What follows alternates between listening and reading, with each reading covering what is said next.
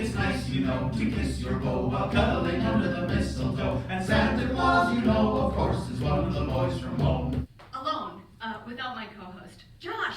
I'm over here. What are you doing? Social distancing?